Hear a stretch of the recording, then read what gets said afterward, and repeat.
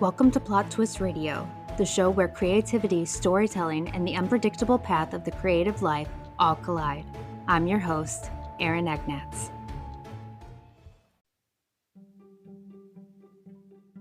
On today's episode of Plot Twist Radio, I'm joined by someone whose life story truly lives up to the idea of a plot twist. Dr. Abraham George has worn many hats throughout his remarkable career: soldier, entrepreneur, philanthropist, and social reformer. After building a successful career in business, he made the extraordinary decision to step away from the corporate world and dedicate his life to service. For the past several decades, Dr. George has been living and working in rural India, focusing on improving the lives of people facing poverty and social discrimination. His work has taken him from the boardrooms of Wall Street to the front lines of humanitarian efforts, proving that meaningful change often begins with a single decision to act. In this episode, we talk about his journey from immigration to the United States and studying at NYU to launching initiatives that support underserved communities. We also discuss his newly released memoir, Mountains to Cross, which explores the experiences, challenges, and lessons that shaped his path toward a life of service.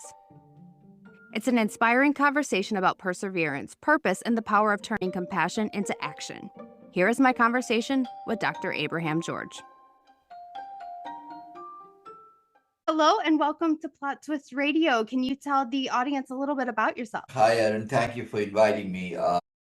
I am usually in a place in a remote village in India for the last 30 years, actually. I come once a year to my home in New Jersey. I'm an American, but after a business career for 25 years in Wall Street and elsewhere, I chose to spend the rest of my life on service, helping people who are in bottom of the society, poverty and social discrimination and so on.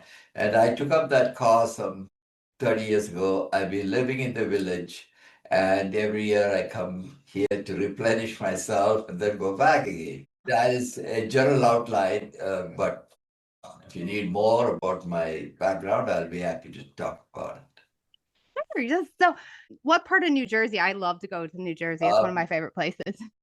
Oh, okay. I am right next to Manhattan. Those who are familiar with New York, the Lincoln Tunnel, I'm right on the New Jersey side of it, a town called Edgewater. Okay, yeah, I've been stuck in traffic there, right there. It was not pleasant. So, as you said, you have, and I was looking through your bio a bit. You've lived basically multiple lives. You've had quite a few hats that you've worn: soldier, entrepreneur, reformer. What do you tell people when they ask, well, what do you do? Well, I don't go back much about of my life. I talk about what I'm doing, or what I've been doing for the last 30 years. And that is, trying to improve the lives of people who belong to the poorest segment of the society. Here in my case, it's in India, and it could have been anywhere else. So I talk about that, but sometimes people ask me to tell my story from the beginning, so then I have to go back and tell the rest of it. I was looking a bit at your education, which is extremely impressive. Master's degrees and a PhD from NYU. That's awesome. What was it like to come and take on these courses that, like for me, NYU would have been a dream come true? Well, I had come to America after a military career, and I was injured, and I came to get surgery done and so on.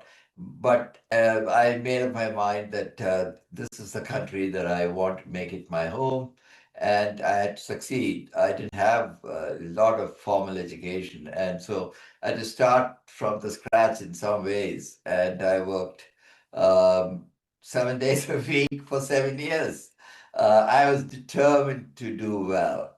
I knew that in America, if you work hard and you do well, you can have a good future. I believed in that, the promise of America. Don't forget, it's in the 1970s. America is probably a little different from it is today. And it didn't matter whether you came from another country or not, as long as you prove yourself, you can succeed. Sure. Very, very true.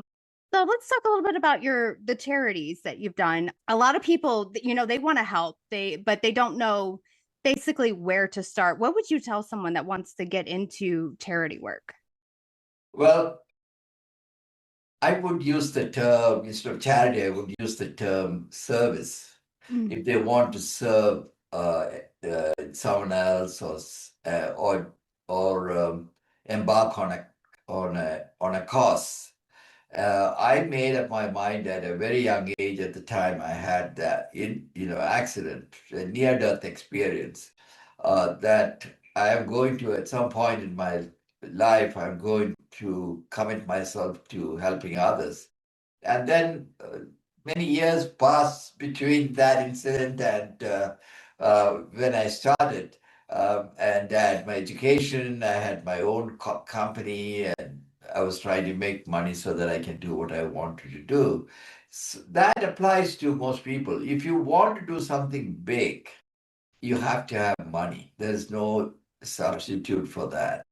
And therefore, you have to have a good career, either as a entrepreneur or working for a large company or some company and making a lot of money. Uh, Otherwise, no one is going to listen to you. And you have great ideas about how you're going to transform society and so on. So in my case, I had certain ambitions and in social service, so I had to make some money. Uh, but then, if that's not your goal, you could be working for an NGO, non-governmental organization. Uh, you could play a major role or a minor role, um, depending on your background and interests.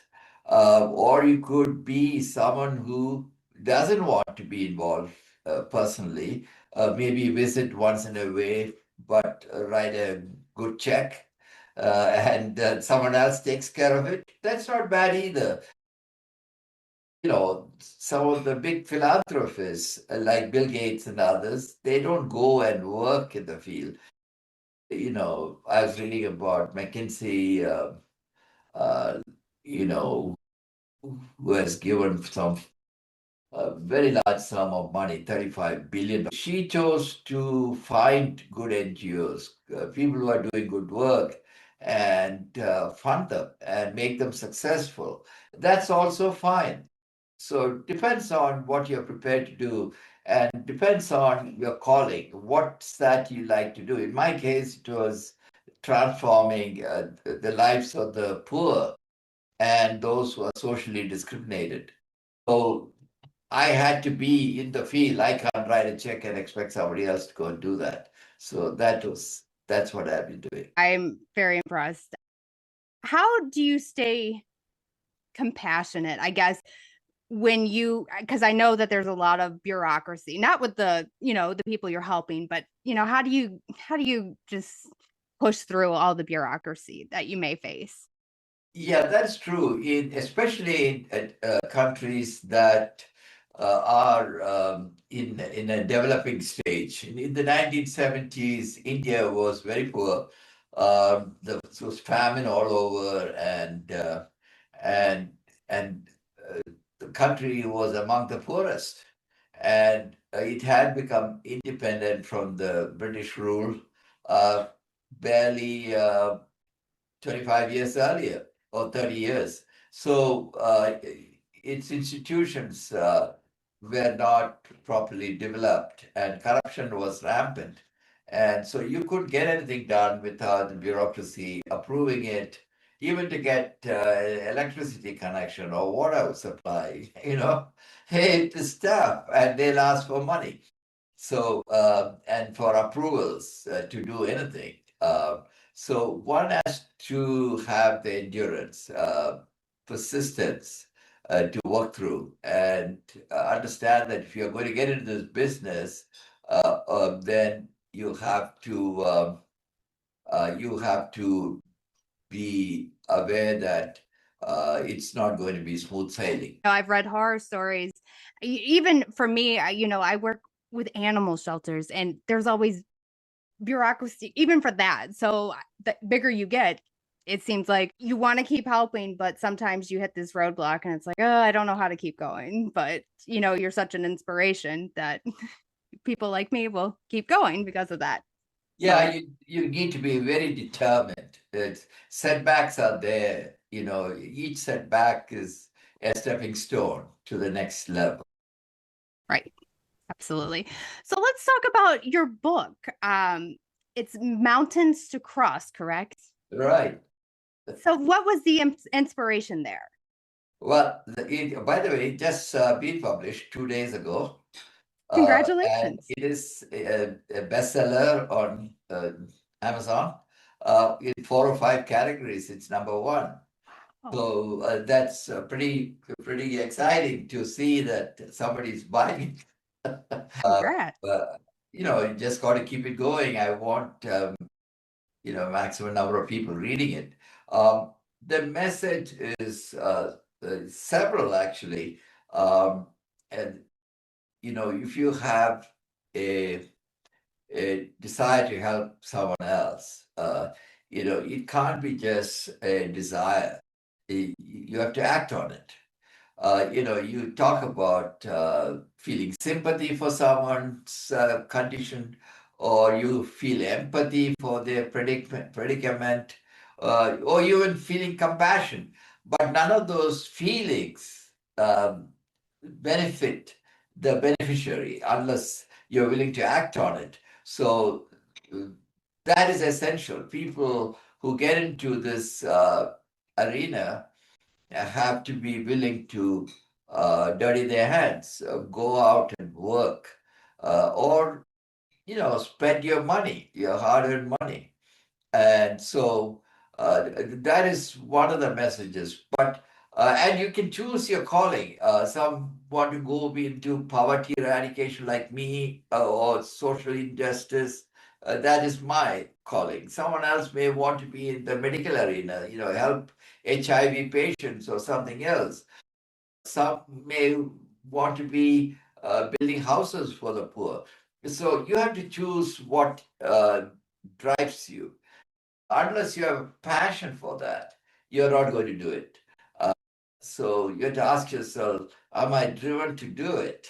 Uh, that's very, very important.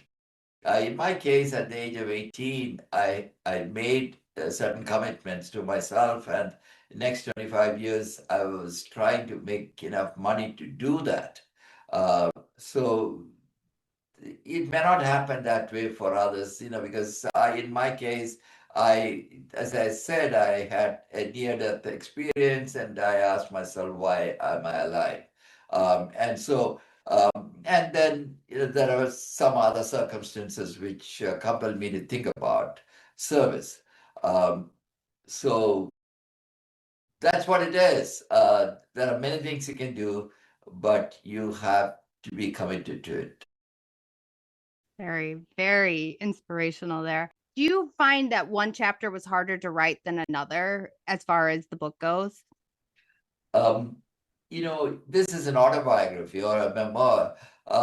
It's a little harder. Biography is much easier. Autobiography, you have to be modest about yourself. You can't be boasting about your accomplishments. So in that sense, it was harder.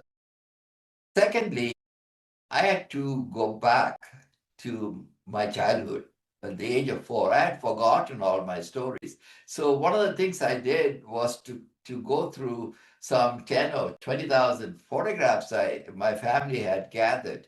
And I went through it, and I remember, oh yeah, this is what happened. That's what happened. So it was a beautiful experience. And then so many stories sprung up, you know. Oh, I remember I did this. It was so silly. And so that memory was, I had to jot it down. And conversations. with people.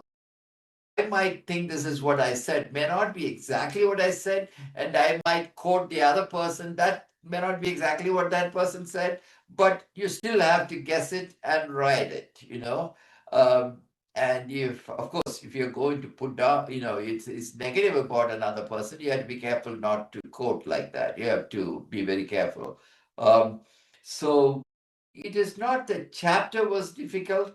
Um, Maybe towards the end, I had a message for others, and that is a tricky thing. If you don't write it correctly, people will think you're trying to be morally superior or something like that. So I decided to choose a tactics throughout the book that I would have conversations a bit with my children being uh, the kids I brought up. So throughout the book, in the appropriate chapters, uh, my message was conveyed through those conversations. This way, nobody would be offended or think that I am boasting, So you have to do those things, and sometimes it's a little tricky. You don't want to talk too much about yourself. I could see that. I could see that where there's like this fine line, you want to get the story out, but you don't want to sound one way. So I definitely can understand that. Is there a certain, say, if someone is reading the memoir, is there a lesson you want someone to take away from it? Yes, there are several lessons. In fact, my book is comprises of maybe 100, 200 events, that took place in my life. If you live long enough, like I have, then you will have a lot of events in your life, and you remember them, you write them. And then the trick is, after you narrate that event, it could be a small event, could be a bigger event, you have to reflect on it. And that is the way the lesson that it could be a lesson of, hard work or perseverance, or it could be a lesson of reverence for someone else's life. It could be a lesson about determination and fighting against odds. It could be number of lessons that you communicate. That the best way I found is that after I narrate the event, I just sort of reflect on it, what my thoughts were. Maybe a couple of lines, but still, that is an indirect way of communicating the lessons. Very nice. So you've served on a few boards like the Human Rights Watch and the International Center of Journalists, correct? Right. What does effective advocacy look like behind the scenes? Um, all those organizations, the two of them you quoted, I've been in a couple of others. Um, they they all do some fabulous work, and there are people in those organizations who are very courageous, brave to take on. Human Rights Watch group is one of them. You can be the government could be pretty mad at you for writing something, and people could threaten your life. Journalists is the same thing. Investigative journalism is a tough profession to be in, revealing crooked guys, actions, and they then want to silence you. And you have to be very careful where you're going, lock up your house properly. Um, so those experiences, working for those organizations in a very distant capacity, I would say that I was really involved. Um it is exciting to know their experiences. It's great that there are people like you out there to protect them. Yes, exactly. Uh, you have to be aware that when you expose a bad thing, you are going to have enemies. There's no way getting around it. Yes. Sad but true. So, where can my listeners find you? That is an easy question to answer because look at my name, Abraham Lincoln and George Washington combined. So you I remember love it. those two presidents? You put those names together in Google, you will hit so many websites.